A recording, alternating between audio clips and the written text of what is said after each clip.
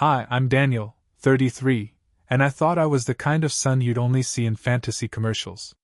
You know the one, grateful, generous, holding up a champagne glass in a Tuscan vineyard to toast his parents' retirement, while string quartets hum behind him. Yeah. That was me, until the moment I unlocked the front gate of the $1.2 million Italian villa I gifted my parents, and found my childhood room converted into a wine cellar. It all started with a dream I didn't even know I had, not mine, theirs. My parents had always talked about Italy like it was a long-lost relative, romantic, distant, and slightly unreachable. They loved the food, the history, the idea of it.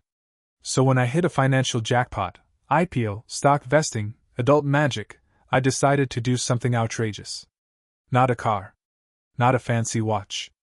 I bought them a villa in Tuscany.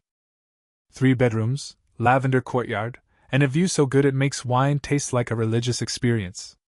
It was a 50th anniversary gift. I flew them to Italy myself, walked them through the courtyard like some kind of high-end real estate cupid, and handed them the deed in a wax-sealed envelope like a knight presenting land. My mom cried. My dad hugged me with both arms.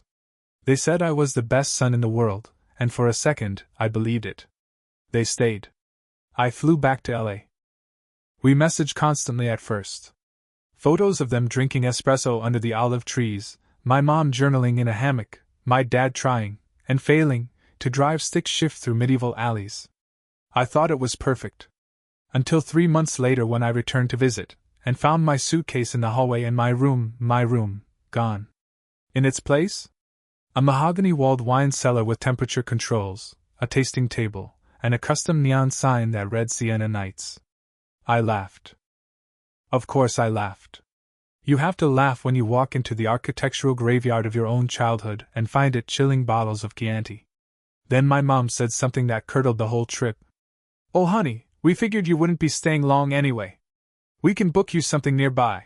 There's a lovely B&B just past the vineyard. No sarcasm. No wink.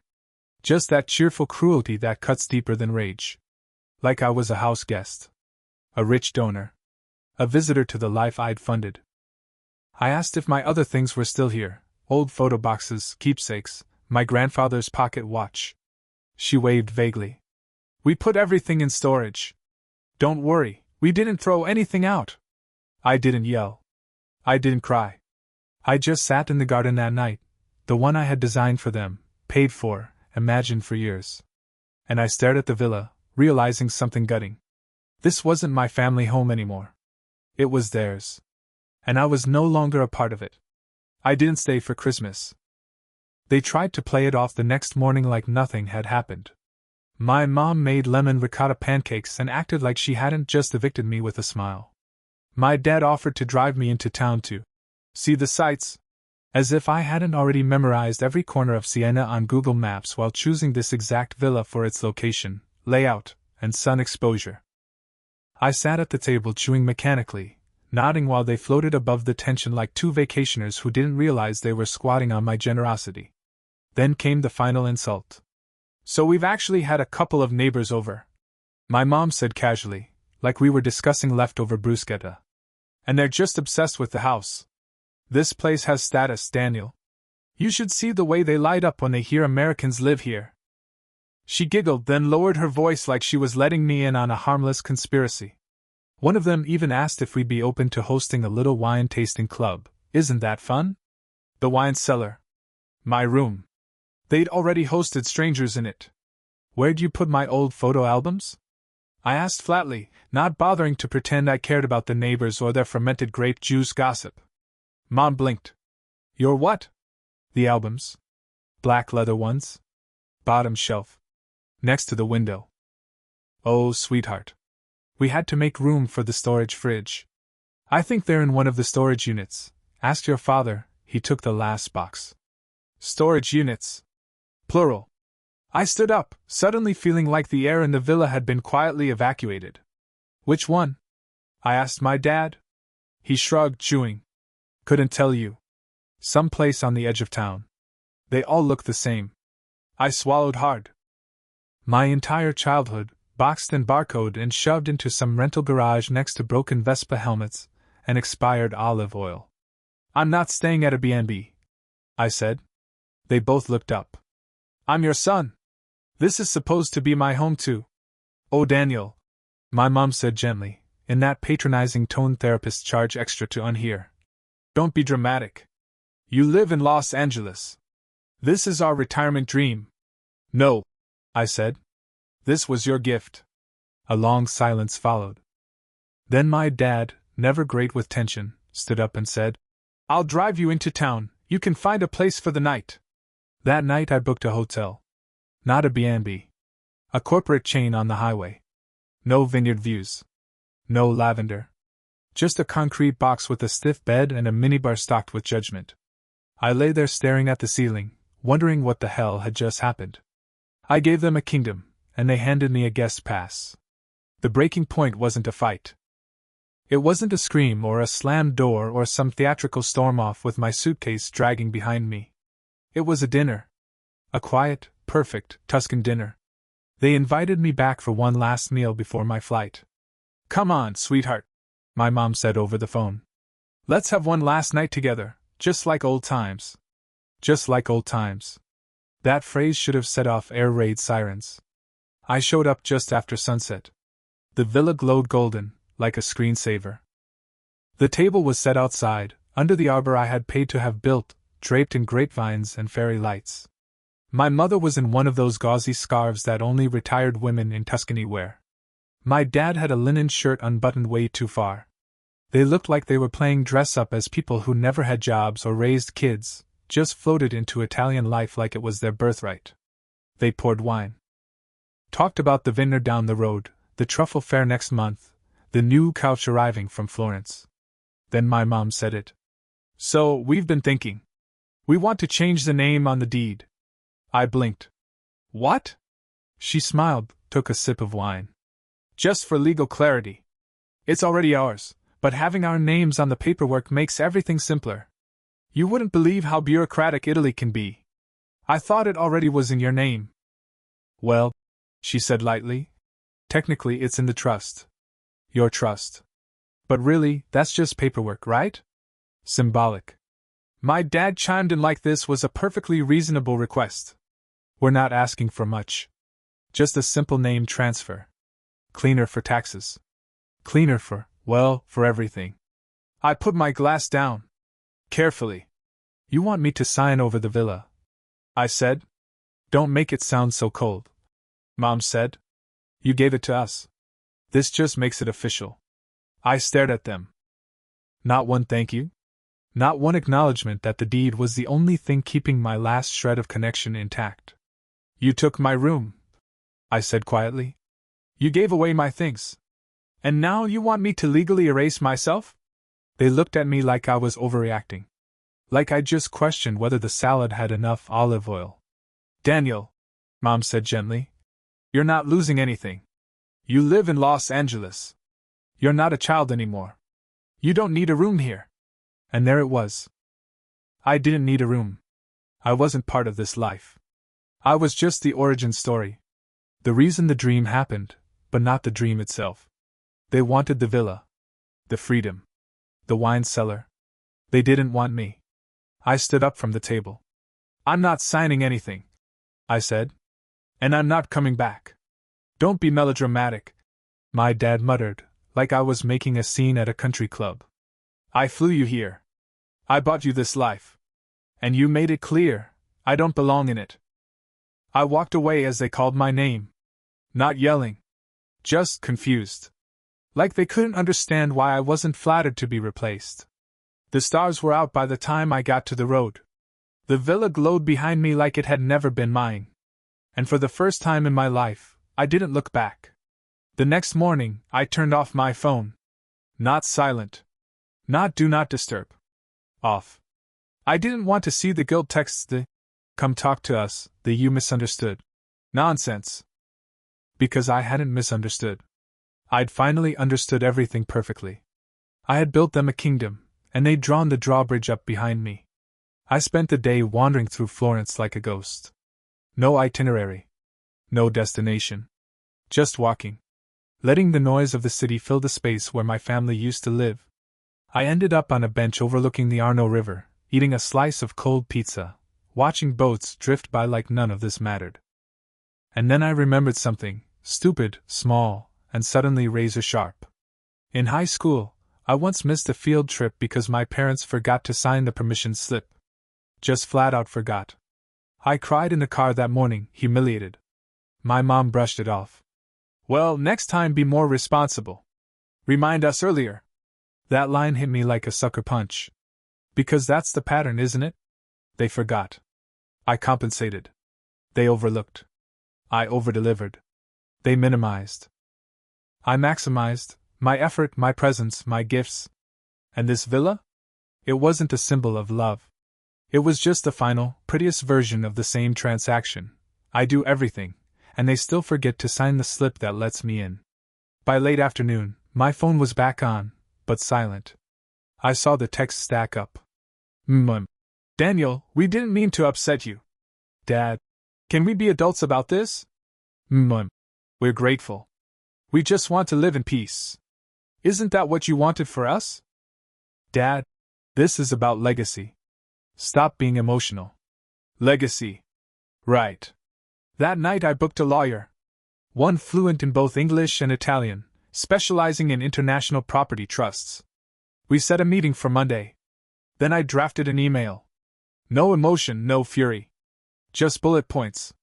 Effective immediately, the villa is being removed from the trust. All maintenance costs are paused pending reevaluation. Access will remain, but ownership remains 100% with me. Any pressure to transfer legal title will result in revocation of access. This gift was an act of love, not a real estate transaction. Consider this the final conversation on the subject. I send it. Copied them both. No sign off. No. Love you. Just. Daniel Calloway. Owner, Villa Calloway. Florence, Italy. Yeah. I used the title. I wanted them to see it. I wanted them to remember. They didn't reply. Not right away. Which, honestly, shocked me. I'd expected at least a guilt bomb, something with, "After all we've done for you." Or, "Your grandmother would be heartbroken." But the inbox stayed silent. Not a peep. Like I'd just emailed a tree stump. It felt eerie. Like that moment in a horror movie when the house suddenly goes too quiet, and you know something's coming. And it did. Not through email. Not through text. But through a lawyer.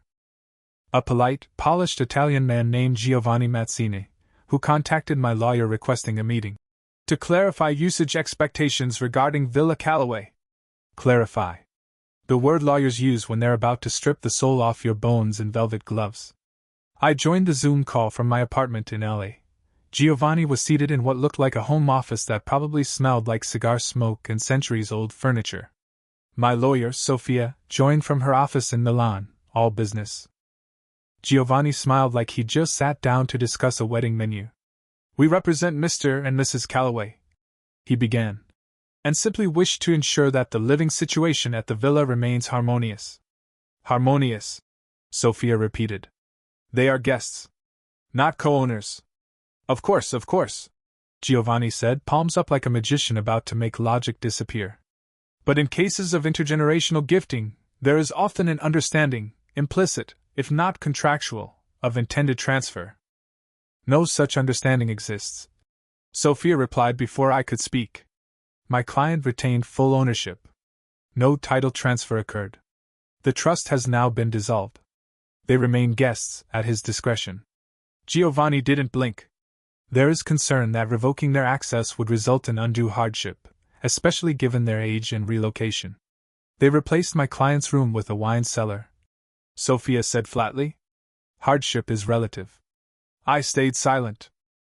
I let her fight for me, not because I couldn't, but because I needed someone to hold the line without emotion. And she did. Beautifully. When the call ended, Giovanni smiled once more. "Perhaps we can revisit this after some time has passed." Emotions, cool. Cool? They were about to get arctic. Because the next day, I received a group email. From my mother. Subject line: "A family matter." It went to me, my aunts, uncles, a couple of second cousins I hadn't seen since puberty, and even my ex-girlfriend Lily, whom my mom never liked. She wrote, "Daniel is upset. We're unsure why. We've always tried to be gracious recipients of his generosity, but he seems to have attached strings to a gift that was once given freely. We're asking for privacy as we navigate this difficult time." Attached strings. That line made me laugh out loud in my kitchen. I hadn't attached strings. I just pulled the plug. They wanted the gift and the control. They wanted the wine and the cellar and the parties and the view and the status, without the obligation of remembering who made it possible. So I replied to the thread. Just one sentence. "This family matter is being handled privately, just not in your villa." Sent. No BCC. No CC. Just one grenade in the middle of their curated little echo chamber. That night, I slept harder than I had in months. And in the morning, I woke up to silence. Which, for once, felt like freedom. It came the way all betrayals do these days, through Instagram. My cousin Lucy, bless her oblivious little heart, posted a reel. "Family dinner under the stars. Wine glass herb #Tuscany nights #retirement bliss." And there it was, my villa. My courtyard. My vines, my chairs, my lanterns that I personally shipped from Portugal because my mom once said, "I want dinner to feel like a Mediterranean movie." I watched in disbelief as the video panned across a long table filled with relatives I hadn't seen in years. My Uncle Peter was pouring wine. My mom was laughing, really laughing, with a woman who used to fake food allergies to avoid Thanksgiving. My dad stood at the head of the table, arms out, holding a glass like he was delivering a victory toast. The caption didn't tag me. Of course not. Because I wasn't there. Wasn't invited. I wasn't even mentioned. This wasn't a dinner. It was a coronation. A quiet little rebranding of the villa as the family place. As if it had always belonged to everyone but me. I zoomed in and saw the sign over the cellar door. La Famiglia. My handwriting. From the custom woodbine plaque I had made as a surprise. I almost threw my phone. Instead, I did what any modern excommunicated royal does. I got petty. I logged into the villa's Nest system. Because guess what? I never transferred the digital keys. Within seconds I had access to the front gate lock, the interior security cameras, the smart climate system, the wine cellar access panel. I didn't watch the live feed. I didn't want to see them basking under my string lights. But I did one thing. I renamed the Wi-Fi.